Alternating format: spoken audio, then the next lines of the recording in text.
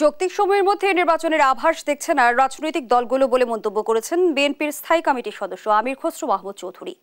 সোমবার বিকেলে রাজধানীর গুলশানে বিএনপি চেয়ারপারসনের কার্যালয়ে লিয়াজো কমিটি, জাতীয়তাবাদী গণতান্ত্রিক আন্দোলন ও গণ অধিকার পরিষদের বৈঠক শেষে একথা বলেন তিনি।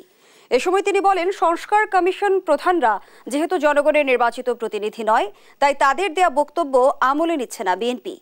বৈঠক শেষে জাতীয়তাবাদী গণতান্ত্রিক আন্দোলন এনডিএম এর চেয়ারম্যান ববি হাজ্জাজ জানান, নির্বাচনে সময় ক্ষেপণের কোনো প্রয়োজনীয়তা নেই। এখনই প্রয়োজনে কি উপায়ে কোন সময়ের মধ্যে নির্বাচন হবে তার রোডম্যাপ প্রদান করা। এদিকে গণ অধিকার পরিষদের সদস্য সচিব ফারুক হোসেন জানান, দ্রুত নির্বাচন দিতে অন্তর্বর্তী সরকারকে সহযোগিতা করবে রাজনৈতিক দলগুলো।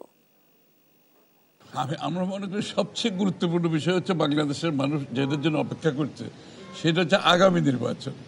এবং সেই বিষয়ে একটা যে সরকারের পক্ষ থেকে যে কথাটা বলা হচ্ছে সময়সীমা, সে ব্যাপারে কোনো আলোচনা করা হয়নি।